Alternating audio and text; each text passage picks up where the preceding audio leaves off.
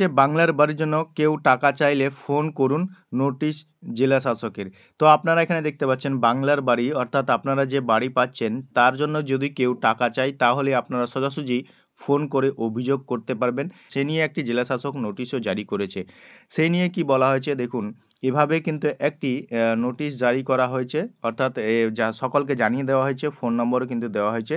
এ নিয়ে কি বলা হয়েছে দেখুন, এখানে বলা হয়েছে বাংলার বাড়ি প্রকল্পের ঘরের পাওয়ার জন্য কাউকে টাকা দেওয়ার দরকার নেই। শুক্রবার এই মর্মে নোটিশ জারি করল পূর্ব বর্ধমানের জেলাশাসক আয়েশা রানী।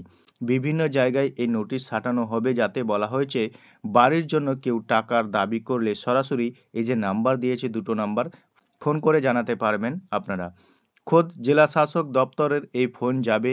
এই ধরনের বিভিন্ন অভিযোগ পাওয়া গেলে সঙ্গে সঙ্গে প্রশাসনের পক্ষ থেকে পদক্ষেপ নেবে জেলাশাসক বলেন। সামনের সপ্তাহের মধ্যে উপভোক্তাদের অ্যাকাউন্টে টাকা ঢুকবে। তথ্য যাচাই করে উপভোক্তাদের অ্যাকাউন্টে টাকা দেওয়া হচ্ছে।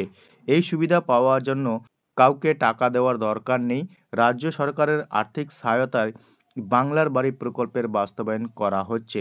তো আপনারা এখানে দেখতে পাচ্ছেন, এখানে কিন্তু পরিষ্কার বলা হয়েছে এই বাংলা বাড়ির জন্য কাউকে কিন্তু আপনাকে টাকা দেওয়ার দরকার নেই। এটা কিন্তু রাজ্য সরকারের আর্থিক সহায়তা থেকেই এই টাকা দেওয়া হচ্ছে।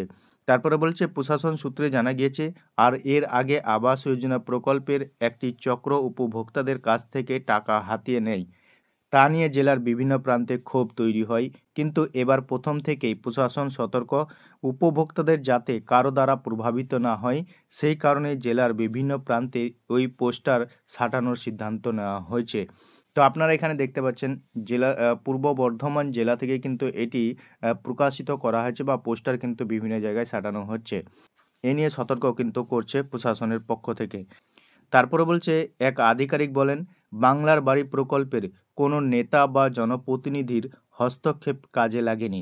তো আপনারা এখানে পরিষ্কার দেখতে পাচ্ছেন কোনো নেতা বা জনপ্রতিনিধির কিন্তু এখানে কোনো হস্তক্ষেপে কাজে লাগেনি। তারপরে বলেছে প্রশাসন আধিকারিক এবং কর্মীর তালিকায় যাচাই করেন।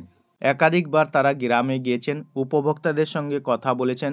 যাদের পাকা বাড়ি রয়েছে তাদের নাম তালিকা থেকে বাদ দেওয়া হয়েছে। যাদের মাটির বাড়ি রয়েছে তারাই বাড়ি পাচ্ছেন। এছাড়াও প্রায় 200 ভূমিহীনকে বাড়ি দেওয়া হচ্ছে।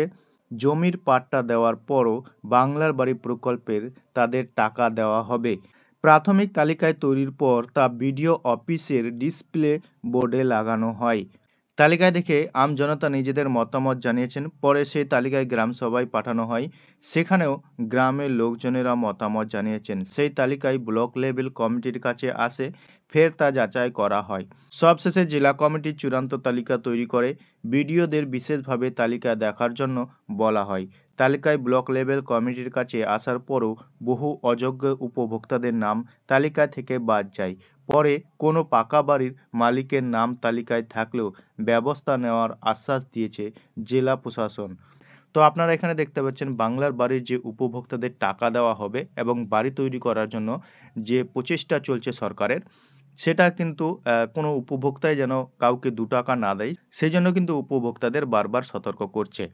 তো এই নিয়ে আপনাদের মতামত কমেন্ট সেকশনে অবশ্যই কমেন্ট করে জানাবেন। ভিডিওটা যদি ভালো লাগে থাকে একটা লাইক করে বন্ধুদের সাথে বেশি, বেশি করে শেয়ার করে দেবেন।